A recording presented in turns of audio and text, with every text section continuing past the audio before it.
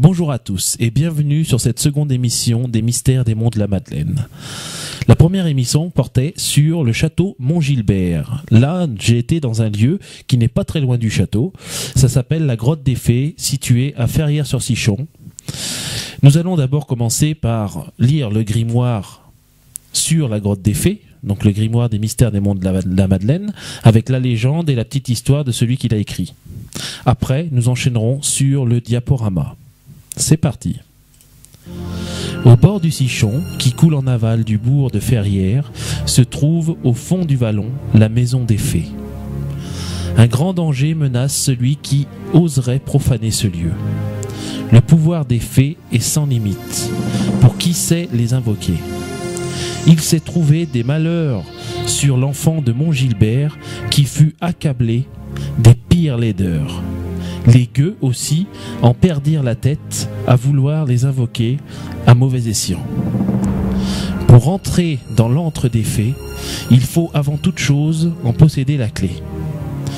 C'est en se purifiant dans le gour de la cascade du Sichon que le pénitent pourra accéder à ce lieu sacré. Devant la nature humble du pénitent, les secrets des fées seront dévoilés. Se munir d'un végétal de l'an dans la main droite et d'un minéral blanc dans la main gauche, avancer dans la pénombre sans maudire, là où la rivière sort de la faille, déposer les offrandes et la bougie sur le rocher arrondi, prononcer ses vœux, ne pas franchir le passage bas, ni fouler l'eau de ses pieds, car ce serait faire offense sans pardon possible. J'ai récupéré la clé au bord de la route, à la première maison que j'ai entrepris la descente, à pied jusqu'au ruisseau. L'air est frais, mais le soleil guide mes pas. À la sortie de Ferrières, je longe le lavoir au bord du Sichon avant de prendre la direction de la Guillermie. Au hameau de Forêt, la clé m'est confiée. Je me sens investi d'une tâche délicate, comme privilégié de pouvoir ouvrir cet antre, de visiter ce lieu mystérieux et de voir le bain aux fées. Le chemin est empierré et bordé de murets. Les chaos granitiques ajoutent à ces lieux paisibles une ambiance mystique. Je descends. La végétation règne en majesté entre la terre et l'eau. Devant la vague du Sichon, je me recueille. La cascade est très belle avec des feuilles jaunies collées à la surface de la roche et de l'eau. La végétation revêt des formes inhabituelles. Devant la porte close, je regarde la clé et mes mains tremblent un peu. J'avance d'un pas sûr et j'ouvre la lourde porte qui grince. Je relis le grimoire qui dit « Devant la nature humble du pénitent, le secret des fées sera dévoilé. » Avant de descendre, j'ai ramassé le végétal et le minéral. Je pénètre sans bruit dans cet antre et je dépose mes offrandes sur une coulée de calcite.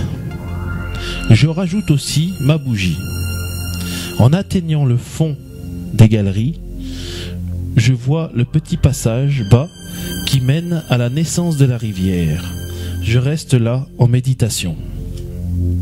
Au cœur de cette montagne de granit, il est bien curieux de trouver ce filon de calcaire blanc et creux, érodé par le passage de l'eau ou celui des fées.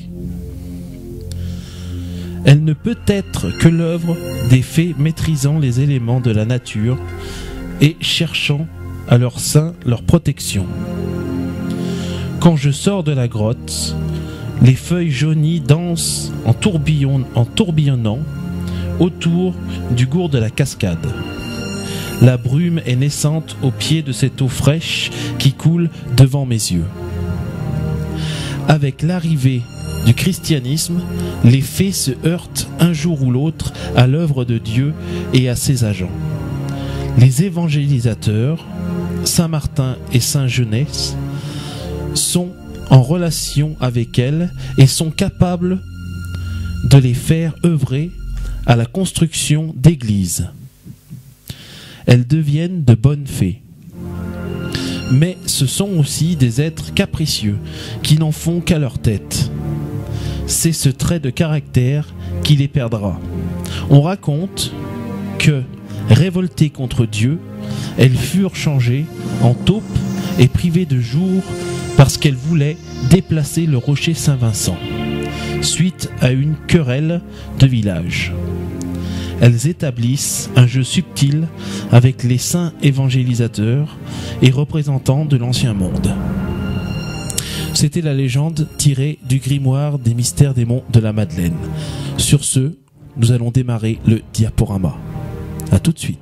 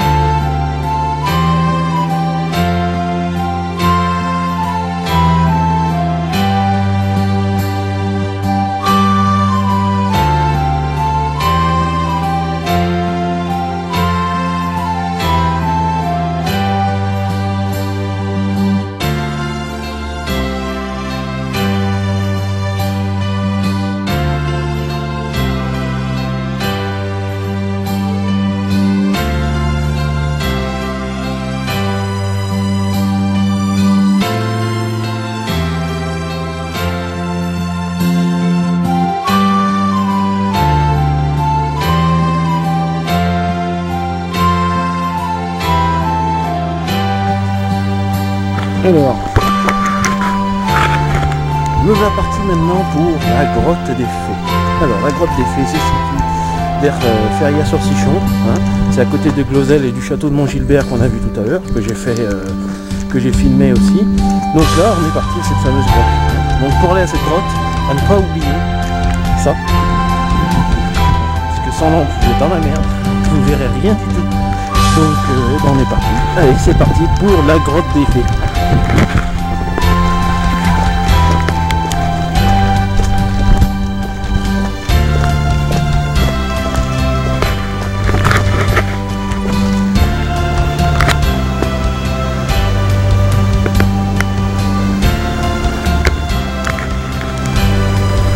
Alors nous voici à l'entrée de la grotte des Fées, enfin. Après un petit quart d'heure de marche, nous y sommes. On va rentrer dedans. Et on va voir.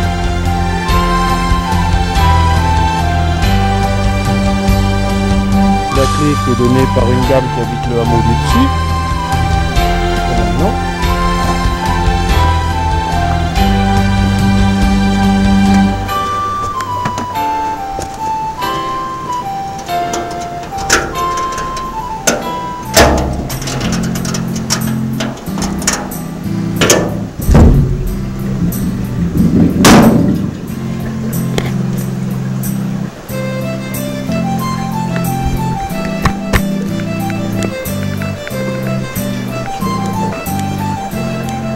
Donc nous voilà dans la grotte.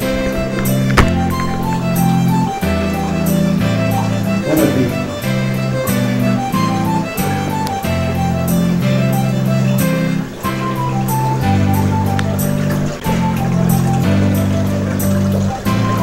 Magnifique grotte.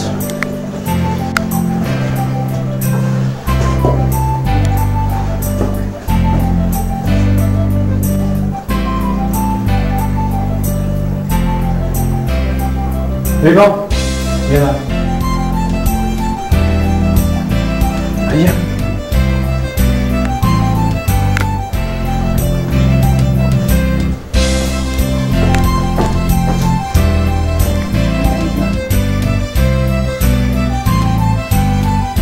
C'est une magnifique grotte qui s'appelle donc la grotte des fées,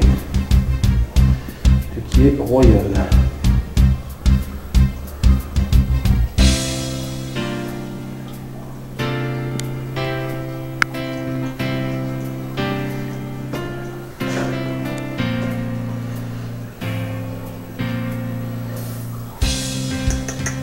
Viens ici.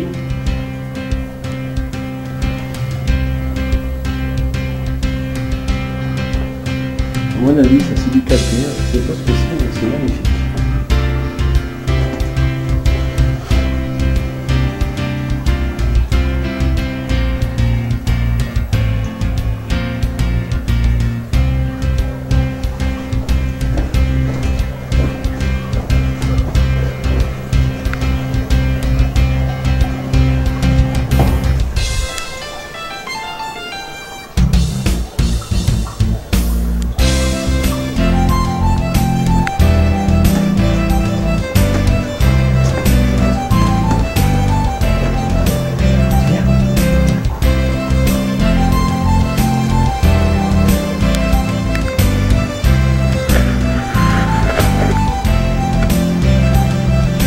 Donc c'était la grotte des fées.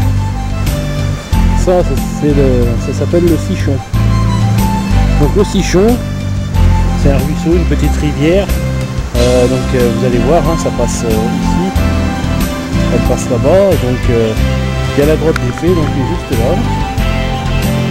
C'est magnifique. Voilà.